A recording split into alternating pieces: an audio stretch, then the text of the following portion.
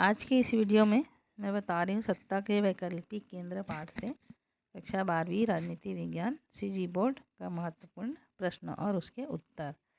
इसमें इम्पॉर्टेंट प्रश्न में सबसे पहला यूरोपीय संघ के अंगों को विस्तृत रूप से समझाइए। तो यूरोपीय संघ का अंग जो है यूरोपीय कमीशन, परिषद, ये सब डिटेल में दिया है, इसको नोट्स बना लेंगे।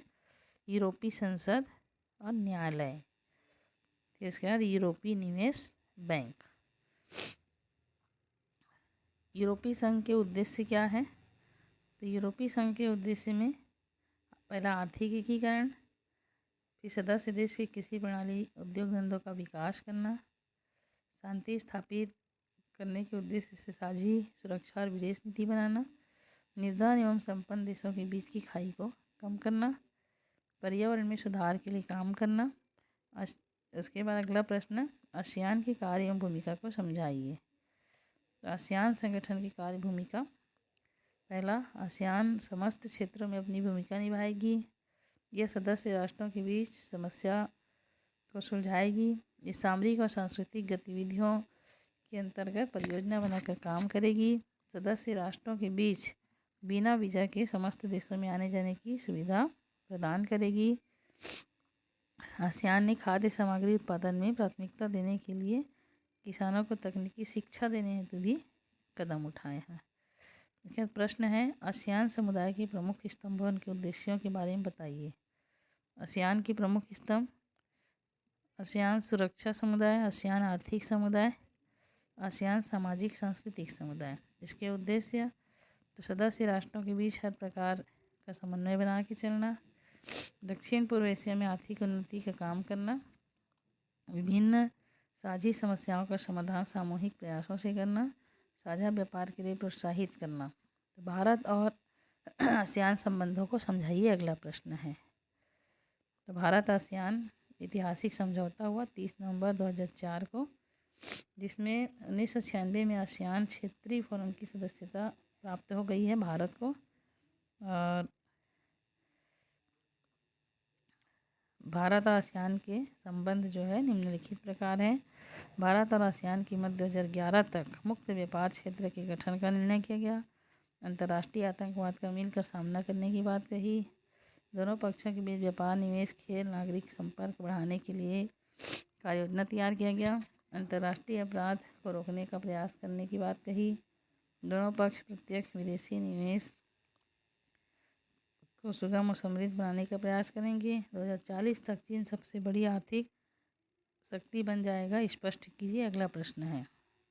2040 तक चीन सबसे बड़ी आर्थिक शक्ति के रूप में उभर कर सामने आएगा। इसका कारण निम्नलिखित है। सबसे पहला, आर्थिक सफलता। चीन को हर क्षेत्र में आर्थिक सफलता मिल रही है। कृषि का निजीकरण, चीन ने अब कृषि का निजीकरण कर दिया है। प्रत्यक्ष विदेशी निवेश से विदेशी मुद्रा का भंडार बढ़ा है चीन में। और क्षेत्रीय व वैश्विक क्षेत्र में चीन अब लगातार आगे निकलते जा रहा है। चीन नई विश्व शक्ति के रूप में उभर कर सामने आ रहा है। तो इस प्रकार इन पॉइंट के आधार पर कहा जा सकता है कि चीन 2040 तक एक नई आर्थिक शक्ति के रूप में उभर कर सामने आ सकता है।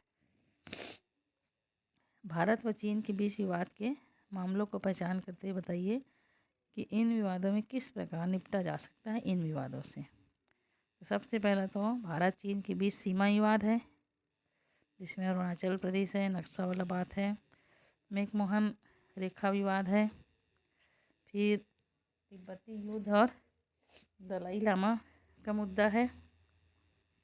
भारत द्वारा किए गए परमाणु परीक्षण के कारण भी चीन भारत का विवाद हुआ है। और चीन का पाकिस्तान को हथियारों की आपूर्ति करना भी विवाद का कारण है। भारत चीन मतभेद दूर करने के उपाय किस प्रकार से किए जा सकते हैं। सबसे पहला तो सांस्कृतिक संबंध हो, एक दूसरे की भाषा साहित्य का आदान प्रदान हो, दोनों ही देशों के प्रमुख नेताओं का एक दूसरे देश में आना जाना बने रहे, दोनों ही देश एक दूसरे से व्यापारिक संबंध सुदृढ़ करें, तकनीकी ज्ञान आपस में बढ़ाएं, दोनों ही देश आतंकवादी गतिविधियों पर संयुक्त रूप से दबाव बनाएं। फिर दोनों ही देश पर्यावरण को किस प्रकार बचाया जा सकता है, इस पर भी काम करें। विभिन्न क्षेत्रों में सहयोग और मैत्रीपूर्ण संबंध और वातावरण स्थापित करें। तो इस प्रकार से भारत और चीन का संबंध जो है अच्छा किया जा सकता है। तो ये महत्वपूर्ण प्रश्न थे। मिलते हैं अगले वीडियो में।